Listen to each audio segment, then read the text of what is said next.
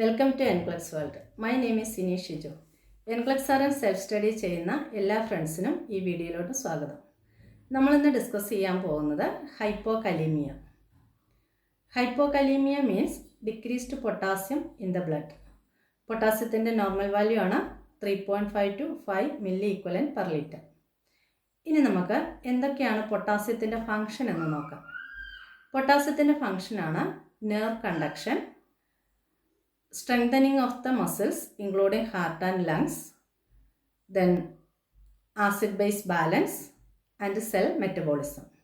ഇത്രയുമാണ് മെയിനായിട്ടുള്ള പൊട്ടാസ്യത്തിൻ്റെ ഫങ്ഷൻ. ഇനി നമുക്ക് എന്താണ് ഹൈപ്പോകലീമിയ എന്ന് നോക്കാം. ഹൈപ്പോകലീമിയയുടെ മെയിനായിട്ടുള്ള റീസണാണ് ഒന്ന്, പൊട്ടാസ്യം ഇൻടേക്ക് കുറയുന്നത്, രണ്ട്, എക്സസീവായിട്ട് പൊട്ടാസ്യം ബോഡിയിൽ നിന്ന് എക്സ്ക്രീറ്റ് ചെയ്തു പോകുന്നത്. പൊട്ടാസ്യം എക്സസീവായിട്ട് ബോഡിയിൽ നിന്ന് എക്സ്ക്രീറ്റ് ചെയ്യുന്ന കണ്ടീഷൻസ് ആണ് excessive diarrhoea, vomiting, diaphoresis, high fever, GI suction, NG suction, Cushing syndrome. ഈ കണ്ടീഷനിലെല്ലാം ബോഡിയിൽ നിന്ന് എക്സസീവായിട്ട് ഫ്ലൂയിഡ് ലോസ് ആകും. ബോഡിയിൽ നിന്ന് എക്സസീവായിട്ട് ഫ്ലൂയിഡ് ലോസ് ആകുന്ന കണ്ടീഷനിലെല്ലാം പൊട്ടാസ്യവും ലോസ് ആകും. നമ്മളിതെങ്ങനെയാണ് ക്വസ്റ്റ്യനിൽ അപ്ലൈ ചെയ്യേണ്ടതെന്ന് വെച്ചാൽ, നമ്മുടെ പേഷ്യൻറ്റിന് ഈ കണ്ടീഷൻ ഏതെങ്കിലും ഉണ്ടോ എന്നുള്ളത് നോക്കണം. അങ്ങനെ ഏതെങ്കിലും ഒരു കണ്ടീഷനുള്ള പേഷ്യൻ്റ് ആണെങ്കിൽ നമ്മുടെ മനസ്സിലോട്ട് വരണം, ഈ പേഷ്യൻറ്റിന് പൊട്ടാസ്യം ലോസിനുള്ള ചാൻസ് ഉണ്ട്, ഹൈപ്പോകലീമിയയ്ക്കുള്ള ചാൻസ് ഉണ്ട്. അപ്പോൾ നമ്മൾ അസസ്മെൻറ്റ് ഫൈൻഡിങ്സിൽ പേഷ്യൻറ്റിൻ്റെ പൊട്ടാസ്യത്തിൻ്റെ വാല്യൂ തന്നിട്ടുണ്ടെങ്കിൽ അത് എത്രയാണെന്ന് നോക്കണം. ലെസ് ദാൻ 3.5 ആണെങ്കിൽ നമുക്ക് മനസ്സിലാക്കാം ഈ പേഷ്യൻറ്റിന് ഹൈപ്പോകലീമിയ ഉണ്ട്. അതല്ല എങ്കിൽ ഡീഹൈഡ്രേഷനുള്ള പേഷ്യൻറ്റ്, ഡിക്രീസ്ഡ് ഫ്ലൂയിഡ് ഇൻടേക്കുള്ള പേഷ്യൻറ്റ്, ഡയറിയുള്ള പേഷ്യൻറ്റ്, ഈ പേഷ്യൻറ്റിനെല്ലാം ഹൈപ്പോകലീമിയ ഉണ്ടാകാനുള്ള റിസ്ക് ഉണ്ട്. ഇങ്ങനെയാണ് നമ്മളിത് നമുക്ക് കിട്ടുന്ന ക്വസ്റ്റ്യനിൽ അല്ലെങ്കിൽ പേഷ്യൻറ്റിൽ അപ്ലൈ ചെയ്യേണ്ടത്. ഇനി അടുത്തത് നമുക്ക് എന്തൊക്കെയാണ് ഹൈപ്പോകലീമിയയുടെ സൈൻസ് ആൻഡ് സിംറ്റം എന്ന് നോക്കാം. നമ്മൾ പറഞ്ഞു ഹാർട്ടിൻ്റെ സ്ട്രെങ്തനിങ്ങിന് ഹെൽപ്പ് ചെയ്യുന്നതാണ് പൊട്ടാസ്യം എന്ന് പറഞ്ഞു. അപ്പോൾ അതുകൊണ്ട് തന്നെ ഇവിടെ ഹൈപ്പോകലീമിയാണ്. അപ്പോൾ ഹാർട്ടിൻ്റെ മസിൽസ് വീക്കായിരിക്കും, അപ്പോൾ ഹാർട്ടിൻ്റെ കൺട്രാക്ഷൻ ഇറഗുലർ ആയിരിക്കും. അതുകൊണ്ട് തന്നെ ഹൈപ്പോടെൻഷൻ ഉണ്ടാവും, ത്രെഡി വീക്ക് പൾസ് ആയിരിക്കും, ഡിസെറിത്മിയ ഉണ്ടാകാനുള്ള ചാൻസ് ഉണ്ട്. അപ്പോൾ ഡിസെറിത്മിയ ഉണ്ടായി കഴിഞ്ഞ് കഴിഞ്ഞാൽ ECGയിൽ ചേഞ്ചസ് വരും. ECG ചേഞ്ചസ് ആണ് ST depression, flat or inverted T wave and prominent view wave. View wave ഒരു അബ്നോർമൽ ആയിട്ടുള്ള വേവാണ്. അത് നമുക്ക് കാണാൻ കഴിയുന്നത് ഹൈപ്പോകലീമിയയിൽ. അത് ഇമ്പോർട്ടൻ്റ് ആയിട്ട് ഈ ECG ഫൈൻഡിങ്സ് ഓർത്തിരിക്കേണ്ടതാണ്.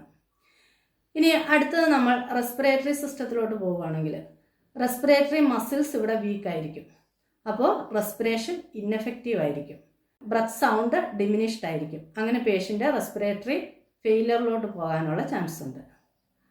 അപ്പോൾ നമ്മൾ ഇമ്പോർട്ടൻ്റ് ആയിട്ട് ഇവിടെ പേഷ്യൻറ്റിൻ്റെ റെസ്പിറേഷൻ നമ്മൾ മോണിറ്റർ ചെയ്യേണ്ടതാണ്.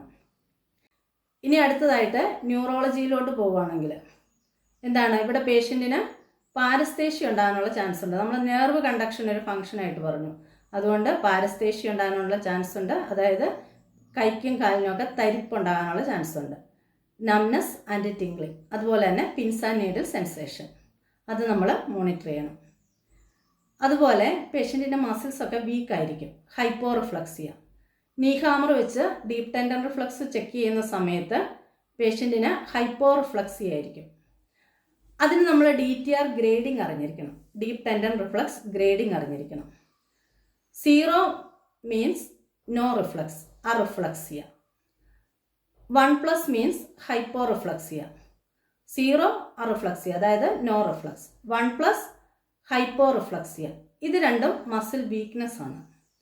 2+ normal, 3+ mild hyper active, 4+ hyper active.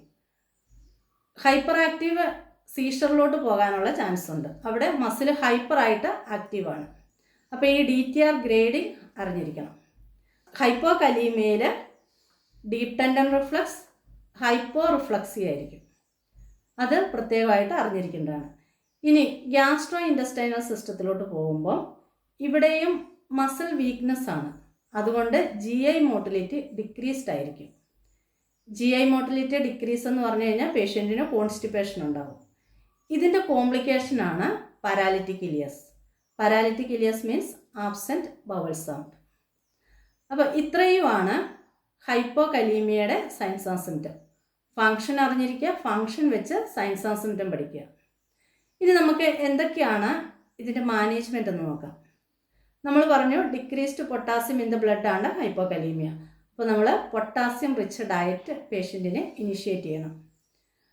Severe hypokalaemia ആണെങ്കിൽ IV പൊട്ടാസ്യം ക്ലോറൈഡ് ഇൻഫ്യൂസ് ചെയ്യും. പൊട്ടാസ്യം ഇൻഫ്യൂഷൻ എപ്പോഴും ഇൻഫ്യൂഷൻ ഡിവൈസ് വെച്ച് വേണം കൊടുക്കാനായിട്ട്. IM സബ്ക്യൂ കോൺട്രാഇൻഡിക്കേറ്റഡ് ആണ്. ഇനി നമുക്ക് എങ്ങനെയാണ് ഇത് ഇൻഫ്യൂസ് ചെയ്യേണ്ടതെന്ന് നോക്കാം. പൊട്ടാസ്യത്തിൻ്റെ dilution 1 milli equivalent per 10 ml. 5 to 10 milli equivalent per അവറിൽ കൂടാൻ പാടില്ല. മോർ ദാൻ 10 മില്ലി ഇക്വലൻറ്റ് കൊടുക്കുന്നുണ്ട് എങ്കിൽ കാർഡിയാക് മോണിറ്ററിങ് മസ്റ്റാണ്. അതുപോലെ തന്നെ ഒരിക്കലും 20 മില്ലി ഇക്വലൻറ്റ് പെർ അവറിൽ കൂടാനും പാടില്ല. ഇവിടെ നമ്മൾ പൊട്ടാസ്യം ഇൻഫ്യൂസ് ചെയ്യുമ്പോൾ ഹൈപ്പർ കലീമിയയുടെ സൈൻസ് ആൻഡ് സിംറ്റം ഉണ്ടാകുന്നുണ്ടോ എന്നുള്ളത് മോണിറ്റർ ചെയ്യണം. അതുപോലെ തന്നെ പൊട്ടാസ്യത്തിൻ്റെ എക്സ്ക്രീഷൻ ഉറപ്പുവരുത്താനായിട്ട് ഇൻടേക്ക് ആൻഡ് ഔട്ട്പുട്ട് സ്ട്രിക്റ്റ് ആയിട്ട് മോണിറ്റർ ചെയ്യേണ്ടതാണ്. ഇത്രയുമാണ് ഹൈപ്പോകലീമിയ. ഷെയർ ചെയ്യുകയും സബ്സ്ക്രൈബ് ചെയ്യുകയും ചെയ്യുക. അതുപോലെ തന്നെ നിങ്ങളുടെ അഭിപ്രായങ്ങൾ കമൻറ്റ് ബോക്സിൽ അറിയിക്കുക.